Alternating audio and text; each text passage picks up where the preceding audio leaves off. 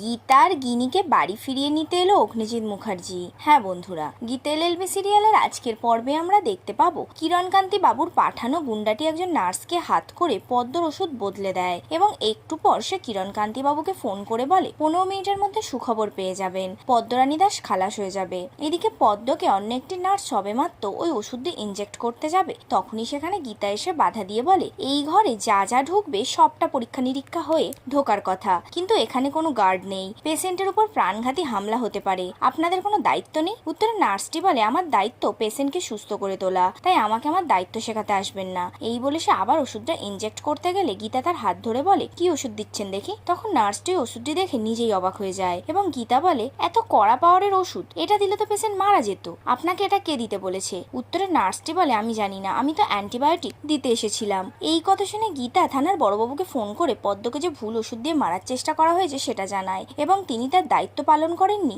এই বলে উল্টোপাল্টা কথা বলে ফোন রেখে দেয়। এরপর গীতা ওই নার্সটিকে জেরা করতে শুরু করলে নার্সটি বলে বিশ্বাস করুন আমি কিছু জানি না, আমার বাবা মার দিব্যি। এরপর সে অতসী নামক যে নার্সটি তাকে স্যার ডেকেছে বলে সরিয়ে দিয়েছিল তার কথা জানায়। অন্যদিকে অগ্নিজিৎ বাবু গীতাদের বাড়িতে গিয়ে প্রথমে খুব রাগ দেখাতে থাকে, এরপর তিনি নিজেই গিনির ডিভোর্স পেপার ছিঁড়ে বলে কোনো ডিভোর্স হবে না, বাড়ির বউ বাড়িতেই থাকবে। এরপর তিনি স্বপ্না দেবীকে বলে আপনি কেমন মা, ওদের বাড়িতে ঢুকতে দিলেন কেন? উত্তরে স্বপ্না দেবী বলে ঢুকতে দেবো না, আপনারা যদি তাড়িয়ে দেন। তখন অগ্নিজিৎ বাবু বলে শুধু তাড়িয়ে দেন, এক কথা, সম্পর্কগুলো তো ঠুনকো নয় যে যখন তখন ভেঙে যাবে, সম্পর্ক গড়তে হয় আমার মতো। আপনার 2 মেয়ের দায়িত্ব আমার, যাই হোক ছোটটা কোথায়, ওকে চাপকে আমি সিধে করে দেবো, আমার বৌমা বলে কি ও আমার মেয়ে নয়? এরপর তিনি গীতার নামে খুব সুনাম করতে থাকে, এমনকি তিনি এও বলেন ওকে দেখে আমার মৃতা মায়ের কথা মনে পড়ে যাচ্ছিল। এই সমস্ত কথা শুনে সেখানে উপস্থিত সবাই প্রচন্ড খুশি হয়ে যায় এবং গিনি বলে বাবা।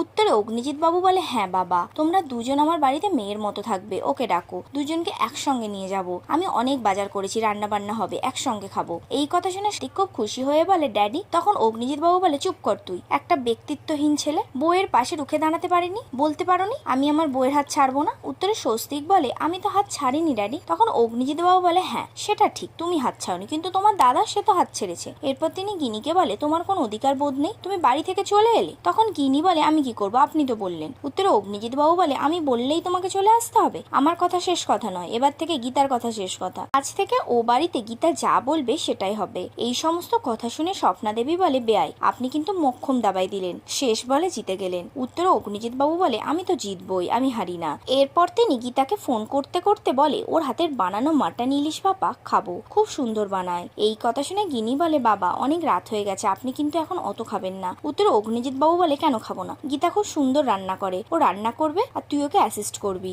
এই কথা শুনে গিনি কাঁদতে কাঁদতে অগ্নিজিৎ বাবুকে জড়িয়ে ধরে। তখন অগ্নিজিৎ বাবু বলে আর কাঁদিস না মা, চল বাড়ি ফিরে চল। আর এখানেই আজকের পর্বটি শেষ হয়। গীতা এলএলবি সিরিয়ালে প্রতিদিনের আপডেট পেতে আমাদের চ্যানেলটিকে অবশ্যই সাবস্ক্রাইব করে রাখুন। ধন্যবাদ।